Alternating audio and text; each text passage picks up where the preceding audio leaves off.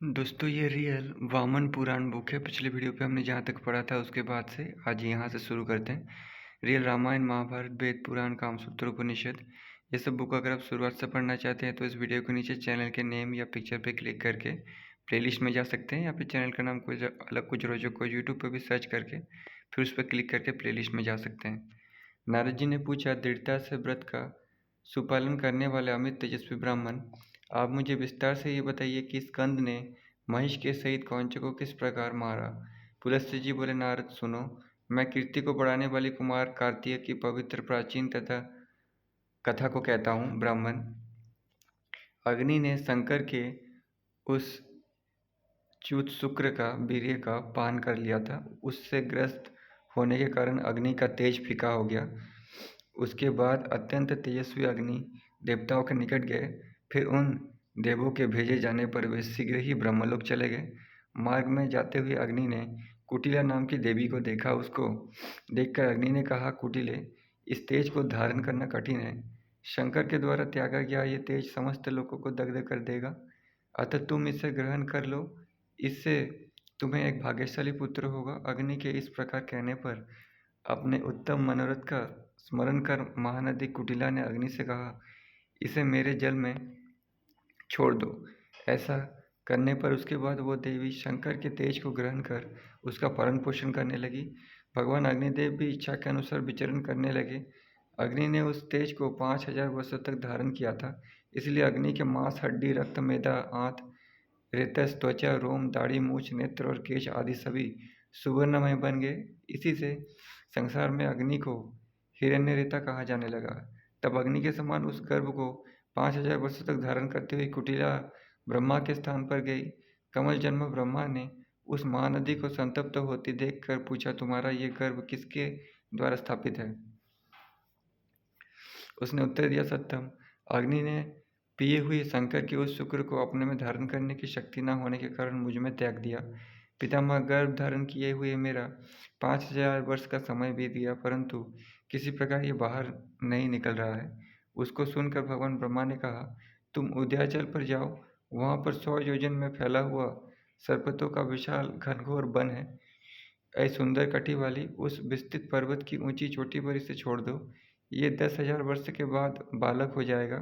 ब्रह्मा की बात सुनने के बाद वो गिरिनंदिनी सुंदरी पर्वत पर गई एवं मुख से ही गर्भ का परित्याग कर दिया। वो उस जन्म लेने वाले बालक को छोड़कर शीघ्र ही ब्रह्मा के समीप चली गई। सती कुटिला मंत्र शाप के कारण जल रूप में हो गई। शंकर के तेज से वो विशाल सर्पतों का वो वन सुवर्णमय बन गया। उस वन में रहने वाले वृक्ष, मृग और पक्षी भी सुवर्णमय हो गए। उसके बाद 10,000 वर्ष के बीत जाने पर उगते हुए बाल सूर्य के सदृश दीप्तिमान तथा कमल के समान आंखों वाला बालक उत्पन्न हुआ।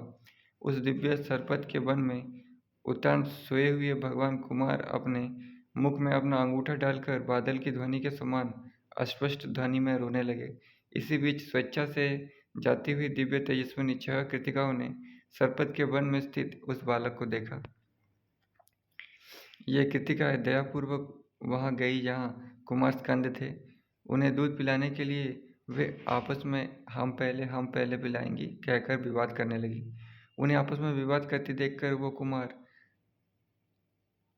सन्मुख बन गए। फिर तो उन कृतिकाओं ने प्रेम पूर्वक बच्चे का पोषण किया। मुने उनके द्वारा रक्षित होकर वो शिशु बड़ा हुआ। वो बलवानों में श्रेष्ठ कार्तिकेय नाम से प्रसिद्ध हुआ। ब्राह्मण, इसी बीच ब्रह्मा ने अग्नि से प्रश्न किया कि अग्निदेव, तुम्हारा पुत्र कार्तिकेय इस समय कितना बड़ा हुआ है? ब्रह्मा के प्रश्न को सुनकर अग्नि ने शंकर के उस पुत्र को न जानने के कारण उत्तर में कहा, देवेश, मैं पुत्र को नहीं जानता, कौन सा गुह है? भगवान ने उनसे कहा, त्रिलोकेश, पूर्व काल में तुमने शंकर का जो तेज पी लिया था वो सरपत के वन में शिशु रूप से उत्पन्न हुआ है। पितामह का वचन सुनने के बाद अग्निदेव तीव्र गति वाले बकरे पर चढ़कर शीघ्र वहां गए। कुटिला ने उन्हें जाते हुए देखा। वो कुटिला ने उनसे पूछा, अग्निदेव, आप कहाँ जा रहे हैं? उन्होंने कहा, कुटिले, सरवन में उत्पन्न हुए बालक पुत्र को देखने जा रहा हूँ। उसने कहा कि मेरा पुत्र मेरा है। वो अग्नि ने कहा कि मेरा है। स्वेच्छा से विचरण कर रहे जनार्दन ने उन दोनों को परस्पर विवाद करते देखा। उन्होंने उन दोनों से पूछा, तुम दोनों आपस में किस लिए विवाद कर रहे हो? उन दोनों ने कहा, रुद्र के शुक्र से उत्पन्न हुए पुत्र के लिए। विष्णु ने उन दोनों से कहा, तुम लोग त्रिपुरासुर का विनाश करने वाले शिव के पास जाओ, वे देवेश कहे जो कहे उसे निसंदेह करो।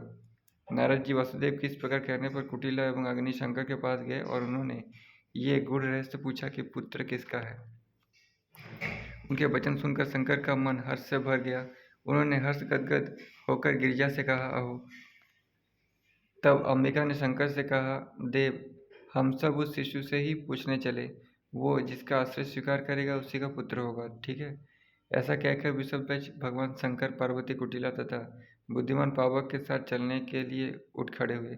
शंकर पार्वती कुटिला एवं पावक सरबन में गए। इन लोगों ने कृतिका की गोद में लेटे हुए उस बालक को देखा।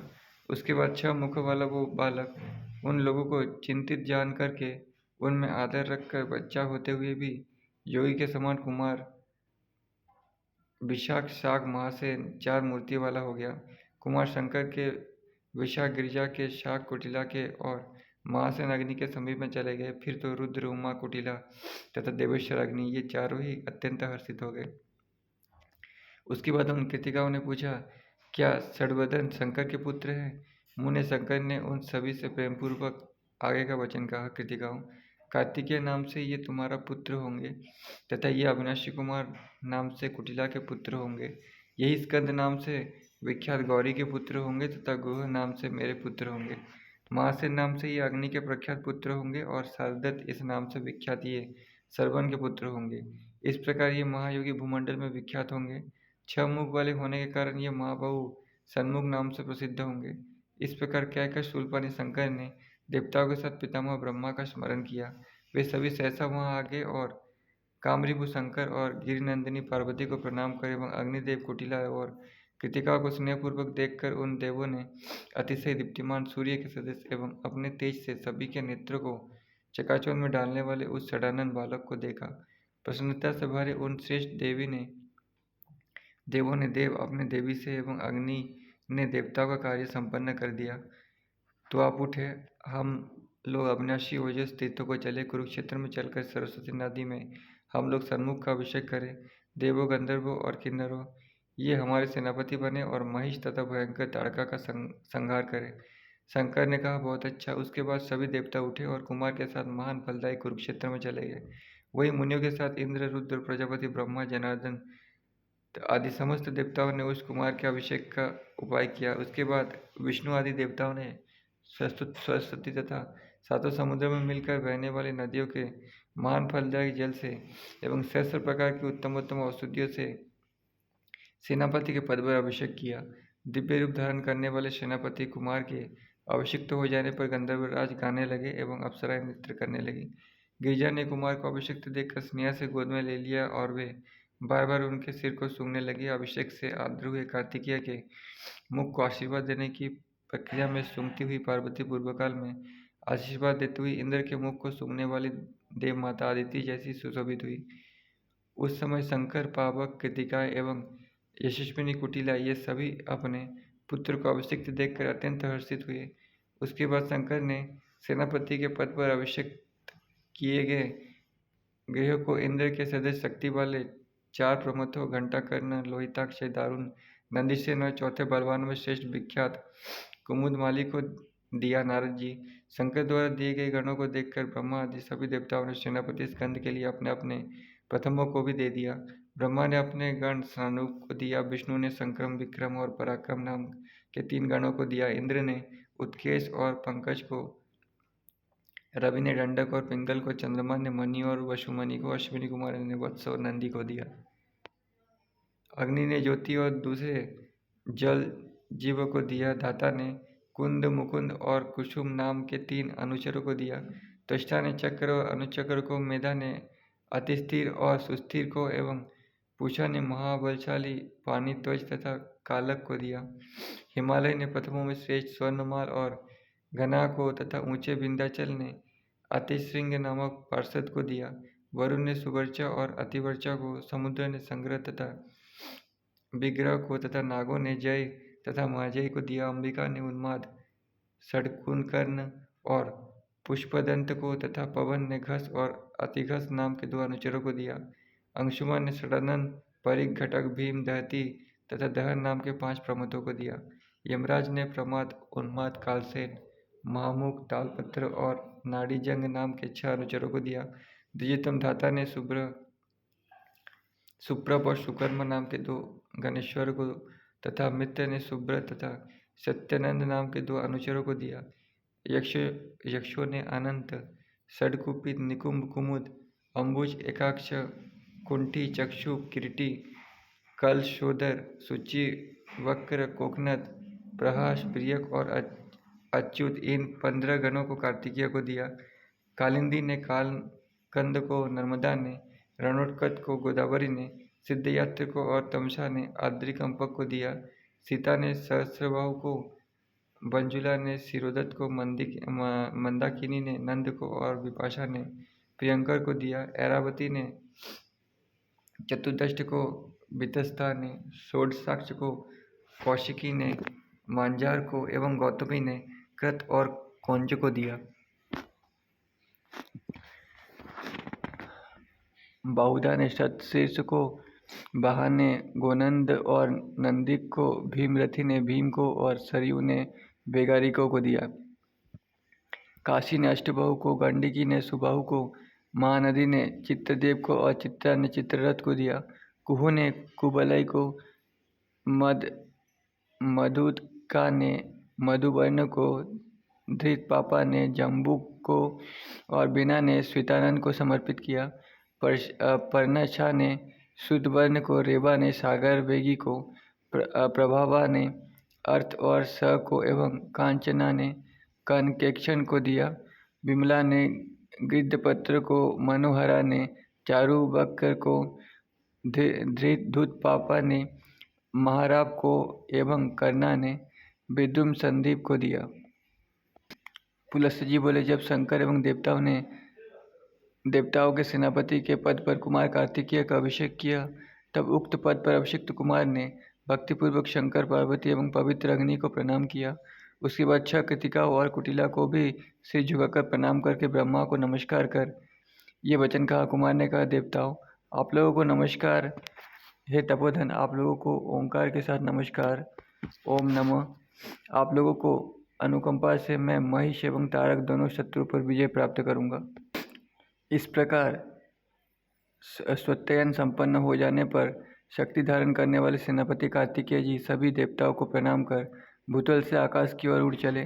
प्रसन्न होकर देवताओं ने जिन गणों को गुओं के लिए दिया था, उन इच्छानुकूल रूप धारण करने वाले सभी गणों ने पक्षी का रूप धारण कर कुमार का अनुगमन किया। सभी माताएं भी पराक्रमी स्कंद के साथ महान असुरों के वध के लिए आकाश में उड़ चली। उसके बाद बहुत दूर जाने पर स्कंद ने गणों से कहा, महापराक्रमियों, तुम लोग शीघ्र ही पृथ्वी पर उतर जाओ। गो की बात सुनकर सभी गण पृथ्वी पर उतर आए। उतरकर उस स्थान पर उन गणों ने एकाएक भयंकर नाद किया। वो भयंकर नाद सारी पृथ्वी एवं गगन मंडल में गूंज गया। फिर तो वो समुद्री छिद्र से दानवों के निवास स्थान पाताल लोक तक में पहुंच गया। उसके बाद मतिमान महिष, तारक, विरोचन, जम्बो और कुजम्ब आदि असुरों ने उस ध्वनि को सुना। एकाएक वज्रपात के समान उस भयंकर ध्वनि को सुनकर ये सोचकर वे सभी शीघ्रता से अंधक के पास चले गए।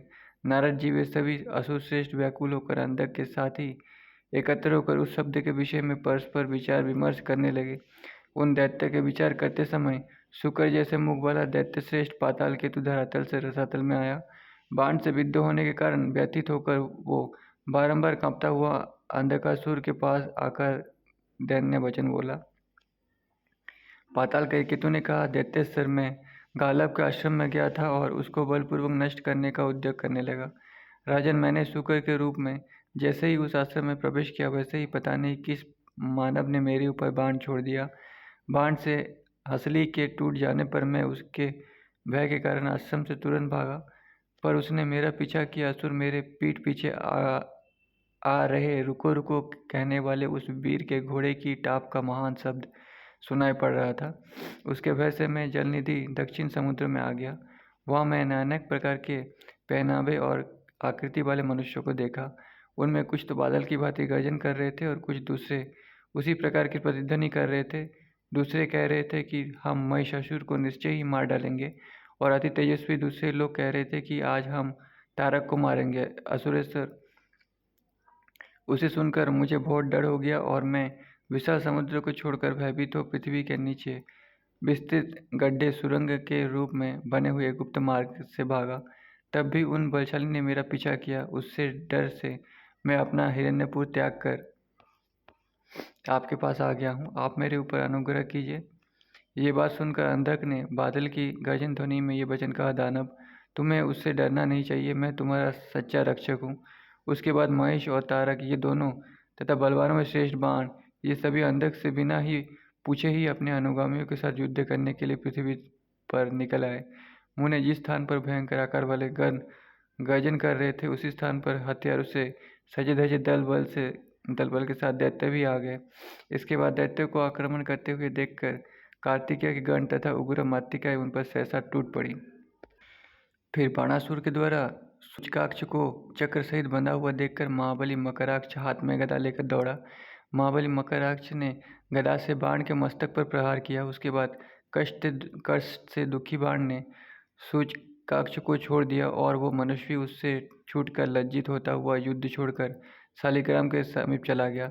बाण भी मकराक्ष से चोट खाकर युद्ध से मुख मोड़ लिया। नारद जी, दैत्य की सारी सेना छिन्न भिन्न हो गई। उसके बाद अपनी सेना को नष्ट हुआ देख बलवान दैत्य तारक हाथ में तलवार लेकर गणेश्वरों की ओर दौड़ा। उसके बाद खड्ग धारण करने वाले उस बेजोड़ वीर ने उन मातृकाओं सहित हंस वक्र आदि गणेश्वरों को हरा दिया। वे सभी डर कर स्कंद की शरण में गए।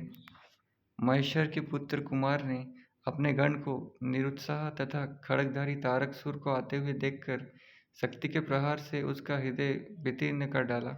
हृदय फट जाने के कारण वो पृथ्वी पर गिर पड़ा। मर से उस भाई के मर जाने पर महिषासुर का अभिमान चूर हो गया। वो दुष्टात्मा डर से व्याकुल होकर युद्ध भूमि से भागकर हिमालय पर्वत पर चला गया। वीर तारक के मारे जाने डर कर महिष के हिमालय पर भाग जाने और गणों द्वारा अपराधी सेनाओं का संहार किए जाने पर बाण भी डर के कारण अगाध समुद्र में प्रवेश कर गया। युद्ध भूमि में तारक का संहार कर कुमार ने शक्ति उठा ली और वे शिखंड युक्त मोर पर चढ़ गए। फिर अत्यंत शीघ्रता से महिषासुर को मारने चले। हाथ में श्रेष्ठ शक्ति लिए हुए मयूरध्वज मोरछाप की पताका वाले कार्तिकेय को पीछे आते देख वो महिषासुर कैलाश एवं हिमालय को छोड़कर कौंच पर्वत पर चला गया और उसकी गुफा में प्रवेश कर गया। महादेव के पुत्र भगवान गुह कार्तिकेय पर्वत की गुफा में प्रविष्ट हुए दैत्य की अब प्रयत्नपूर्वक रक्षा करने लगे। वे सोचने लगे कि मैं अपने ममेरे बंधु का विनाश करता कैसे हो। वे कुछ क्षण स्तब्ध हो गए। उसके बाद ही कमल जन्मा ब्रह्मा, भगवान शंकर, विष्णु और इंद्र वहां आ पहुंचे। उन्होंने कहा कि शक्ति के द्वारा पर्वत सहित महिष को वितीर्ण कर दो और देवताओं का कार्य पूरा करो। इस प्रिय तथ्य वचन को सुनकर हंसते हुए कार्तिकेय देवताओं से बोले, मैं नाना के नाती, माता के भतीजे और अपने ममेरे भाई को कैसे मारूं? इस विषय में ये इनको ना मारने की प्राचीन श्रुति भी है, जिसे वेद ज्ञाता महर्षिगण गाया करते हैं। इसी प्रकार गौ, ब्राह्मण, वृद्ध, यथार्थ वक्ता, बालक, अपना संबंधी, दोष रहित स्त्री तथा आचार्य आदि गुरुजन अपराध करने पर भी अवध्य होते हैं। इस उत्तम श्रुति के अनुसार आचरण करने वाले महान पापी भी स्वर्गलोक को जाते हैं। सुरश्रेष्ठ, मैं इस श्रेष्ठ धर्म को जानते हुए ऐसी दशा में गुफा में छिपी अवस्था में अपने भाई को नहीं मार सकूंगा। जब दैत्य गुहा के भीतर से बाहर निकलेगा तब मैं शक्ति से उस देव शत्रु का संहार करूंगा। तब हम अधर्म बाधा नहीं होगी। महर्षि कुमार का वचन सुनने के बाद इंद्र ने अपने हृदय में विचार कर गुह से कहा, आप मुझसे अधिक मतिमान नहीं है। आप ऐसा क्यों बोल रहे हैं? पहले समय में भगवान श्रीहरि की कही हुई बात सुनिए। शास्त्रों में निश्चय किया गया है कि एक व्यक्ति की रक्षा के लिए बहुतरों का संहार नहीं करना चाहिए, परंतु बहुतर के कल्याण के लिए एक का वध करने से मनुष्य पापी नहीं होता। अग्निपुत्र, इस शास्त्र निर्णय को सुनकर पहले समय में मैंने मेल रहने पर भी आपने सहोदर छोटे भाई नमुची को मार दिया। अतः बौद्ध के कल्याण के लिए तुम कौंच सहित महिषासुर का संहार अग्नि द्वारा दी हुई शक्ति के बलपूर्वक कर डालो। इंद्र की बात सुनकर कुमार की आंखें क्रोध से लाल हो गई। आवेश में कांपते हुए कुमार ने इंद्र से कहा, मूढ़ भित्रारी, तुम्हारी बाहुओं और शरीर में कितनी शक्ति है जिसके बल पर तुम मेरे ऊपर मतिमंद कहकर आक्षेप कर रहे हो। तुम निश्चय ही बुद्धिमान नहीं हो। हजार आंखों वाले इंद्र ने उनसे कहा, गुहो, मैं तुमसे शक्तिशाली हूँ। गुह ने इंद्र से कहा, यदि तुम शक्तिशाली हो तो आओ युद्ध कर देख लो। तब इंद्र ने कहा, कृतिका नंदन, हम दोनों में जो पहले कौंच पर्वत की प्रदक्षिणा कर सकेगा वही शक्तिशाली समझा जाएगा। उस बात को सुनकर स्कंद अपने वाहन मयूर को छोड़कर पैदल प्रदक्षिणा करने के लिए शीघ्रता से चल पड़े। इंद्र भी गजराज से उतरकर पैदल ही प्रदक्षिणा कर वहां आ गए। स्कंद ने उनके पास जाकर कहा, मूढ़, क्यों बैठे हो? इंद्र ने उन कौटिल्य कुटिला के पुत्र स्कंद से कहा, मैंने तुमसे पहले ही उसकी प्रदक्षिणा कर ली है। कुमार ने इंद्र से कहा, तुमने पहले नहीं की है, मैंने पहले की है। इस प्रकार परस्पर विवाद करते हुए उन दोनों ने शंकर, ब्रह्मा एवं विष्णु के पास जाकर कहा। इसके बाद विष्णु ने स्कंद से कहा कि तुम पर्वत से पूछ सकते हो, वो जिस पहले आया हुआ बतलाएगा, जिससे बताएगा वही महाशक्तिशाली मान्य होगा। माधव की उन बातों को सुनकर अग्निनंदन ने कौंच पर्वत के पास जाकर उससे ये पूछा कि प्रदक्षिणा पहले किसने की है। ये बात को सुनकर चतुर कौंज ने कहा, कार्तिकेय, पहले इंद्र ने प्रदक्षिणा की, इसके बाद तुमने की है। इस प्रकार कहने वाले कौंज को क्रोध से ओठ कपाते हुए उस कुटिलानंदन कुमार ने शक्ति की मार से महिषासुर के साथ ही वितीर्ण कर दिया।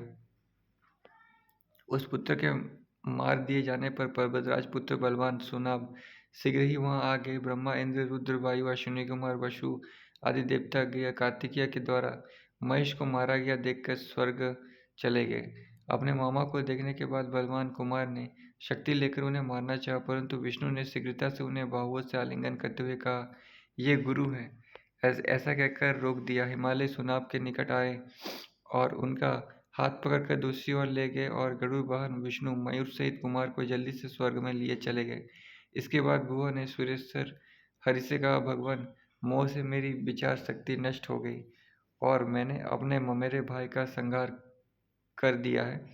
प्रायश्चित्त में मैं अपने शरीर को सुखा डालूंगा। विष्णु ने उनसे कहा, कुमार, तुम पाप रूपी वृक्ष के लिए कुठार स्वरूप श्रेष्ठ तीर्थ पृथुदक में जाओ। वहां ओगवती के जल में स्नान कर भक्तिपूर्वक महादेव का दर्शन करने से तुम निष्पाप होकर सूर्य के समान कांतियुक्त हो जाओगे। हरि के इस प्रकार कहने पर कुमार तीर्थ में गए और उन्होंने महादेव का दर्शन किया। स्नान करने के बाद देवताओं की पूजा करके वे सूर्य के समान तेजस्वी होकर महादेव के निवास स्थान पर्वत पर चले गए। सुचक्र नेत्र भी केवल वायु पीकर पर्वत के महान आश्रम में शंकर की आराधना करता हुआ तपस्या करने लगा। तब प्रसन्न होकर शंकर ने उसे वर देने का वचन दिया। उसने अस्त्र प्राप्ति हेतु वर मांगा, हे भगवान, शत्रु की भुजाओं को काटने वाले ऐसा अनुपम चक्र मुझे दे जिससे मैं हाथ से ही बाणासुर की भुजा को काट सकूं। महादेव जी ने उससे कहा, जाओ, तुमने चक्र के निमित्त जो वर मांगा उसे मैंने दे दिया। ये बाणासुर के अत्यंत बड़े हुए बाहुबल को निस्संदेह काट डालेगा। त्रिपुरा को मारने वाले महेश्वर के वर देने पर गणेश चक्र नेत्र स्कंद के निकट गया और उसने उनसे चरणों में गिरकर वंदना की। इसके बाद उनसे प्रसन्नतापूर्वक महादेव की कृपा का वर्णन किया। इस प्रकार मैंने पुलस्त्य ने तुमसे शंकर के पुत्र के द्वारा शक्ति से महिषासुर के संहार किए जाने का वर्णन किया। शरणागत के हेतु कौंज की मृत्यु हुई, यह अखंड पाप का विनाश एवं पुण्य की वृद्धि करने वाला है। नारद जी ने पूछा, आप हमें ये बतलाइए कि सलाह करते हुए दैत्य में से जो वो दैत्य बाण द्वारा बिंदक गया था, उसे किसने बाण से वितीर्ण कर दिया था? पुलस्त्य जी बोले, महर्षि, रघुकुल में रिपुजित नाम से एक राजा थे। उनके ऋतुध्वज नाम का एक पुत्र था। वो सभी गुणों की निधि महात्मा भी, शत्रु की सेनाओं का नाश करने वाला, बलि, मित्र, ब्राह्मणों, अंधों, गरीबों एवं दयापात्र दोनों में समान भाव रखने वाला था। उसने गालब के लिए घोड़े पर सवार होकर पाताल केतु की पीठ में अर्धचंद्र के सदृश बाणों से बड़ी तेज से मारा था। नारद ने कहा, उस श्रेष्ठ राजपुत्र ने जिस कारण बाण से उस दैत्य को मारा, उससे गालब का कौन सा कार्य सिद्ध किया? पुलस्त्य जी बोले, पहले समय की बात है कि गालब अपने आश्रम में तपस्या में सदा लीन रहा करते थे। दैत्य पाताल केतु मूर्खता के कारण उनकी तपस्या में बाधा डाला करता और उनकी समाधि ध्यान को भंग किया करता था, वे उसको जलाकर राख कर देने में समर्थ होते हुए भी अपनी तपस्या क्षीण नहीं करना चाहते थे, क्योंकि तपोबल से दूसरे का अनिष्ट करने पर तपस्या क्षीण हो जाती है। उन्होंने ऊपर की ओर देखकर लंबा गर्भ निश्वास छोड़ा। वो सर्वथा अनुपम था। उसके बाद आकाश से एक सुंदर घोड़ा गिरा और आशीर्णी वाणी आकाशवाणी हुई कि ये बलवान अश्व एक दिन में हजारों योजन जा सकता है। शस्त्र से सजे हुए उस राजा ऋतुध्वज को वो घोड़ा सौंप कर वे महर्षि तपस्या करने लगे। उसके बाद राजपुत्र ने दैत्य के पास जाकर उसे बाण से घायल कर दिया। नारद ने कहा, सुब्रत, आप ये बतलाइए कि किस आकाश से इस अश्व को गिराया था एवं आकाशवाणी किसकी थी। इस विषय में मुझे बड़ी उत्सुकता है। पुलस्त्य जी बोले, महेंद्र का गुणगान करने वाले बलशाली विश्वावसु नाम से यशस्वी गंधर्वराज ने अपनी पुत्री के लिए ऋतुध्वज के हेतु उस समय अश्व को पृथ्वी पर गिराया था। नारद ने कहा, फिर पूछा, महान वेगशाली इस अश्व को भेजने में गंधर्वराज का क्या उद्देश्य था तथा राजपुत्र राजा कुबलाश्व का इसमें क्या लाभ था। पुलस्त्य जी बोले, विश्वावसु के मध्य से अलसाई सी मदालसा नाम की एक भली भाली कन्या थी। वो शील और गुण से संपन्न त्रिलोक की स्त्रियों में उत्तम सुंदरता की खानी और चंद्रमा की कांति के समान कोमल किशोरी थी। नंदनवन में क्रीड़ा कर रही उस सौंदर्यशालिनी को देवताओं के शत्रु पाताल केतु ने देखा और तुरंत उसे उठा ले गया। उसी के कारण वो श्रेष्ठ घोड़ा दिया गया था। दैत्य को मारने के बाद श्रेष्ठ उरु वाली स्त्री को पाकर राजपुत्र निश्चिंत हो गए। राजपुत्र उस मृगनयनी के साथ ऐसे सुशोभित हो रहे थे जैसे शची के द्वारा इंद्र सुशोभित होते हैं। नारद ने पुनः पूछा, इस प्रकार महान असुर तारक और महिष के निरस्त समाप्त हो जाने पर हिरण्याक्ष के बुद्धिमान पुत्र अंधक ने पुनः क्या किया। पुलस्त्य जी बोले, तारक और महिष दोनों को संग्राम में मारे गए देखकर देव सेना के समूहों का नाश करने वाला महामूर्ख अंधक देवताओं पर कुपित हो गया। उसके बाद थोड़ी सी सेना के साथ वो हाथ में परिघ लेकर पाताल से बाहर निकल आया और पृथ्वी पर विचरण करने लगा। उसके बाद घूमते हुए ही उसने सुंदर कंदराव वाला मंदर गिरी पर सखियों के बीच में गिरिनंदिनी कल्याणी गौरी को देखा। उस सर्वांग सुंदरी गिरिराज नंदिनी को शंकर जी के पत्नी को वन में देखकर अंधकासुर एकाएक कामबाण से पीड़ित हो गया। तब काम से अंधे हुए उस मूर्ख असुर अंधक ने कहा, वन में भ्रमण कर रही यह सर्वांग सुंदरी ललना किसकी है। यदि यह मेरे अंतपुर में निवास करने वाली ना हुई तो मेरे इस व्यर्थ के जीवन से क्या लाभ। यहाँ से हम लोग नेक्स्ट वीडियो में पढ़ेंगे। तब तक के लिए धन्यवाद।